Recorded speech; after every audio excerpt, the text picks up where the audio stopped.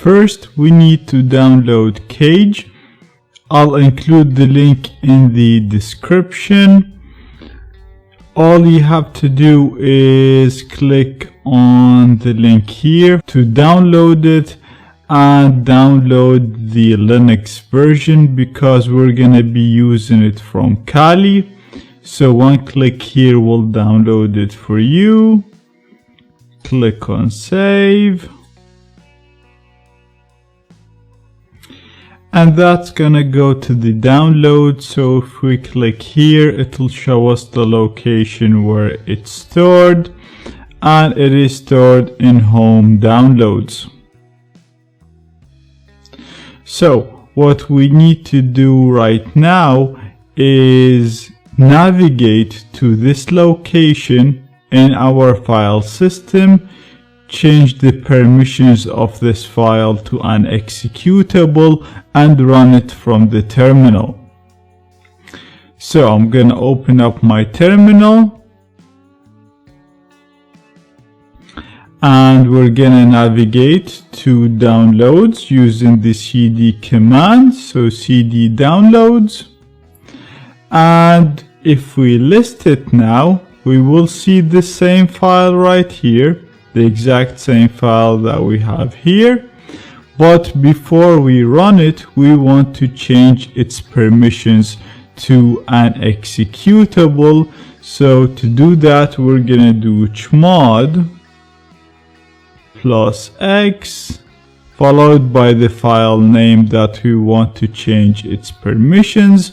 And keep in mind, you can use the tab to autocomplete, as you can see here. Now, if we hit enter, we see no errors, which means that the command get executed with no problems. So if we do ls, you'll see now the file is listed in green, meaning that it is an executable. So to run an executable in Linux, we do // followed by the file name. And I'm actually just gonna add an ampersand at the end so that when we execute this file, we get a new line which we can use to execute further commands. So we're gonna hit enter. And perfect, as you can see, the program runs.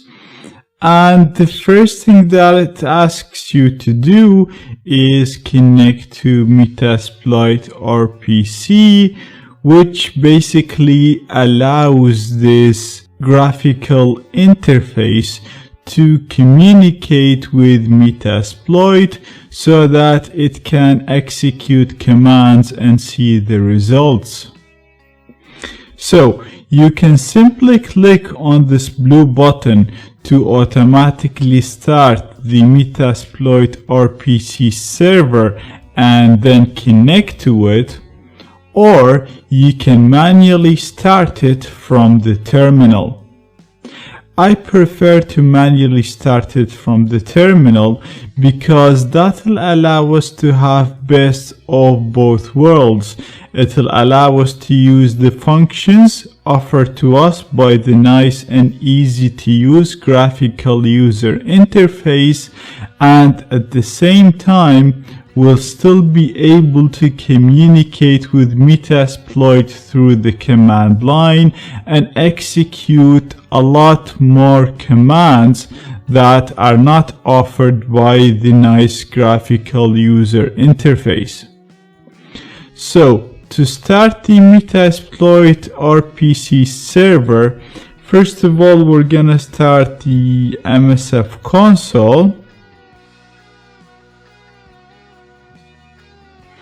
And then we're simply gonna do load MSG RPC. Hit enter, and as you can see, very simple, it'll create the service for us. It'll give us the host, the username, which is MSF, and a random password, which I'm going to copy. and simply paste in here. And the username was MSF, and we're gonna untick this and connect. So perfect. The cool thing is now I have Metasploit running here in the background, and I'm communicating with it using a nice graphical interface in here. So I'll be able to easily use the functions that this graphical user interface offers, and hopefully they will add more features. But if I wanted to use any features that are missing from here, I can simply go to the command line here and use them. Now, as I said, with Cage, we can do two main things. The first thing is create a backdoor, and the second thing is communicate with a backdoor, which is more useful in my opinion. But for the sake of completion, let's see how we can use this interface to create a backdoor. So all we need to do is go to the payload generator section, specify the payload name at the start. So let's call it test1. Then it's gonna ask you for the payload type, and as you can see, it'll easily list all of the available payloads which you can scroll through. Or if you type something, for example, if you type Android, it'll automatically list all of the available Android payloads. Now, in my example, we're gonna be targeting a Windows computer, so I'm gonna type Windows, and again, as you can see, it's listing all of the available payloads, and the one we want is Meterpreter reverse TCP. Or you can simply click it from here. Then it's gonna ask you for your IP address. We can get this using the ifconfig command. So real quick here, if we do ifconfig, you'll see that my IP is 10.20.14.5. So we're just gonna set it here to 10.20.14.5. The listening port, we'll set that to 4444, and you'd want to select the format, so whether you want to see the raw code or an executable. Now, like I said, we'll be executing this on a Windows computer, so you want this to be an executable. You can also specify the encoders and the characters to avoid when generating the payload, but we're gonna keep this exactly the same. And to create the payload or the backdoor, we're just gonna click on generate, and it'll actually show you the MSF Venom command that it's executing. So if you've done my courses, you've seen that I actually used this command in my social engineering course to create the payloads from the command line. But as you can see right now, we're doing it real easy using a graphical user interface. The drawback of this is it again still doesn't give us all of the power that we get with the command line, and the backdoors generated through this will always be detected by antivirus programs, because this is a very basic way of generating backdoors. That's why I said this part of the program is not very useful unless you're just doing this for testing. If you want to learn how to generate undetectable backdoors, then check out my other video from the card on top, and I'll also include its link in the description. So anyway, the backdoor right now is generated in this specific location. So if we go to our file manager, go back to home, and you'll see we have a directory called cage, and we have the backdoor in here. Now this is an executable, I just forgot to call it .exe. So you simply just need to do .exe in here, and that is now ready to be executed on a Windows computer. So that's the first part of the program that allows you to generate backdoors. As you can see, very easy to use. The next part, which is more useful in my opinion, is the part where you can listen for incoming connections and interact with the computers that you managed to hack or to gain access to. Again, in my previous lectures and in my courses, I usually use the Metasploit multi-handler. So we'll go here, we'll do use exploit multi-handler. We'd have to set the payload, and we'd have to set the options, and then execute to listen for connections. And then when we get the connection, we'll have to manually run commands to execute tasks on the target computer, on the computer that we hack. So with this graphical interface, things get much easier, and the cool thing about it is you can use it with any Metasploit backdoor. So even if you did not generate the backdoor using this method, let's say that you watched my other video about how to generate undetectable backdoors, and you generated an undetectable backdoor using a completely different tool, not using Cage, you will still be able to communicate with that backdoor using this program right here. So let me show you how to do that. You will first need to select the payload that your backdoor uses. So in my other video, I actually use a Meterpreter reverse TCP backdoor. So again, I'm going to use the same backdoor. So we're going to do Windows Meterpreter reverse TCP. We're gonna set our IP, so it's 10.20.14.5, and the port that we want to listen on, and we're gonna click on create. Again, very easy. Now as you can see, we have a job and a session of exploit multi-handler. Like I said, otherwise you would have had to go manually, run the multi-handler from the command prompt, set all the options manually, and click on exploit.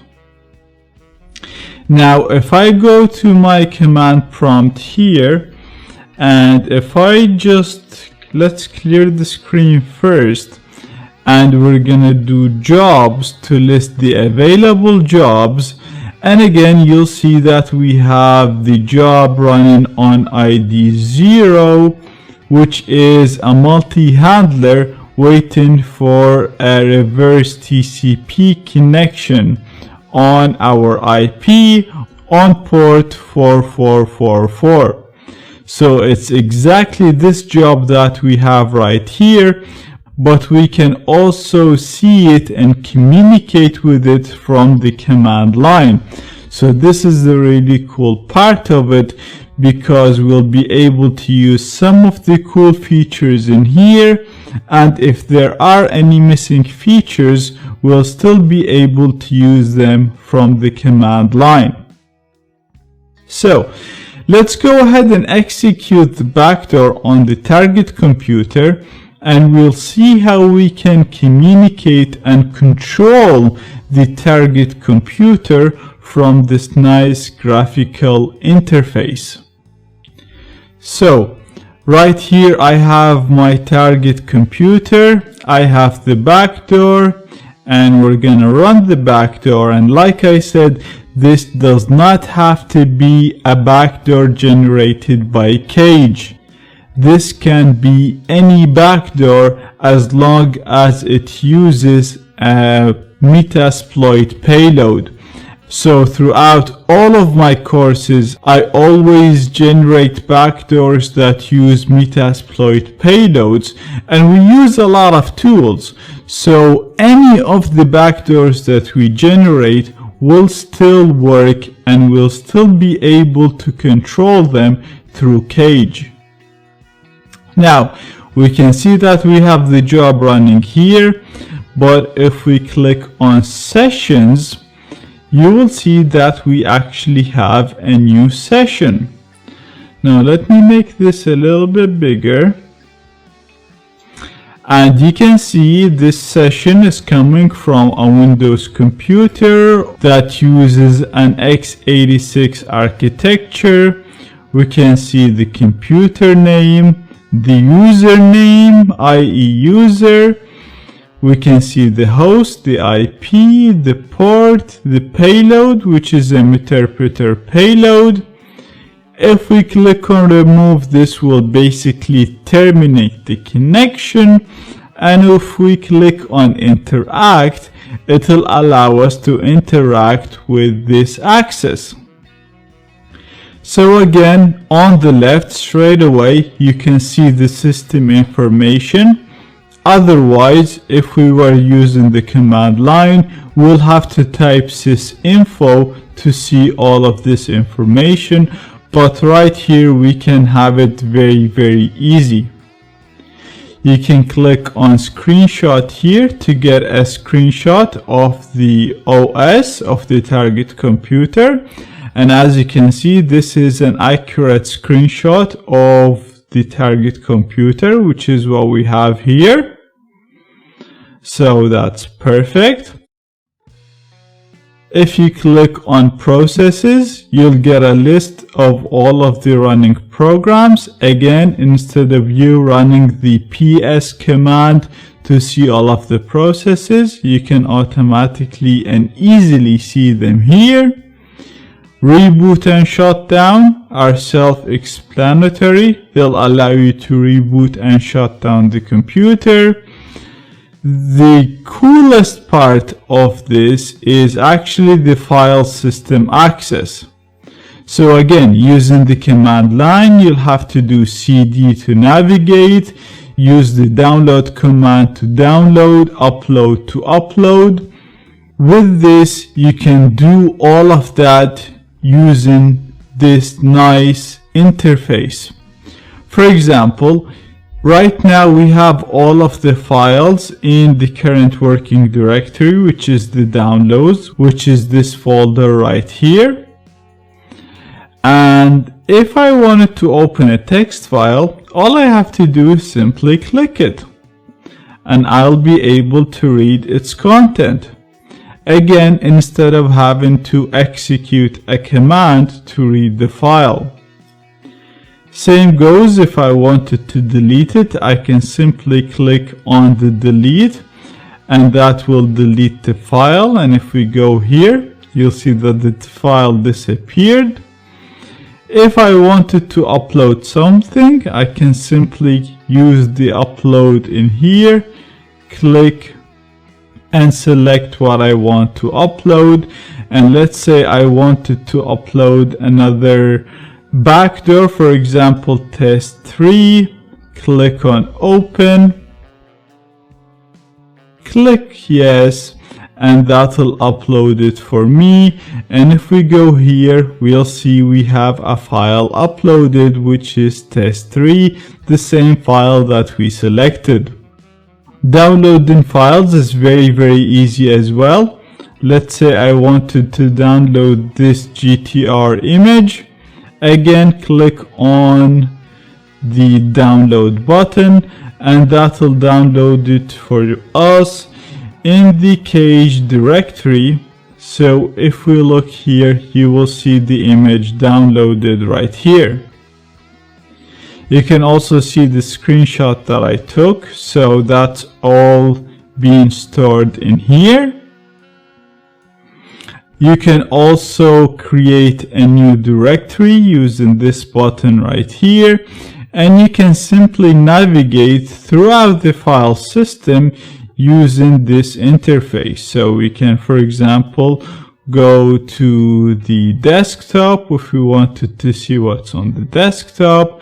Again, you have all the files, and you can execute all of the operations that I just show you real easy. Next, we have the networking tab, which allow us to execute various networking commands such as ifconfig, netstat, and route. Again, otherwise you would have had to execute them manually, type the commands manually and see the results, but in here you can very easily do that. On the camera tab, it'll allow you to access the webcam. Now, unfortunately, you can't start a live stream with this, but you can try to take a picture. Now, I tried this, it doesn't always work. Let's see if it actually worked this time. So when you click it, it stores the picture in the cache directory. Oh, and actually worked this time. So we have the picture right here. So that's really good. And finally, we have also the microphone tab, which allows you to record the microphone for the amount of time that you specify in here.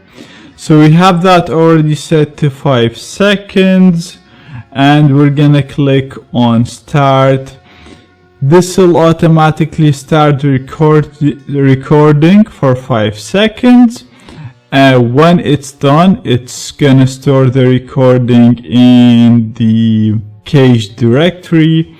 So again, if we go to that directory right here, you'll see we have our recording here, and if we play it,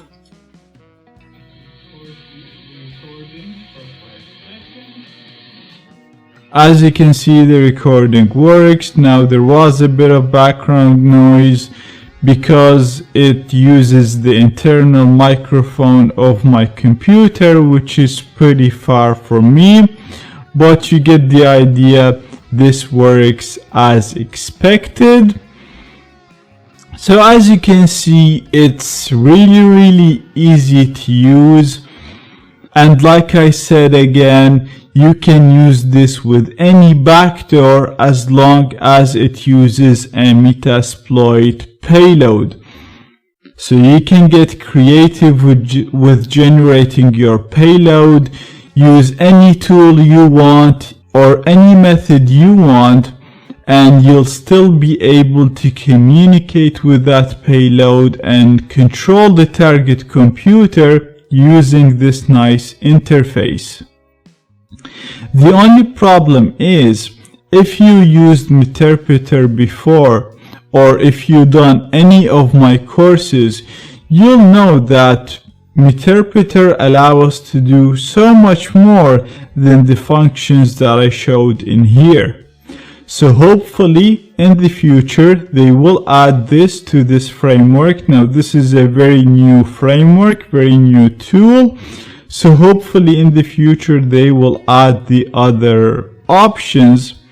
If they don't, we'll still be able to execute the missing commands or the missing features from the command prompt. So all we have to do in our command prompt is simply run the exact same commands that we are used to communicate with the interpreter. So first of all, we can do sessions L to list all of the sessions, and do sessions I to communicate with the session that we want, and we want to communicate with session 1. And right now we're inside the same system. So you've seen that we already have the system information in here, and if we wanted to get it using the command prompt, we can do sysinfo. Now there's obviously no point of doing that because we already seen this. I'm just trying to show you that this is the exact same system, the exact same computer that we gained access to. But you can do help now, and you can run all of these commands that the interpreter offers that we still cannot use the graphical user interface for. Not only that, but you can also still background your session and run all of the other modules that Metasploit allows you to run. So with this, you're gonna get all of the power of Metasploit framework, but at the same time, if you're doing simple tasks, then you can go ahead and use the graphical interface if you find it easier to use. So just for a quick check, let's start a webcam stream just to make sure that all of the features work, and I know they do.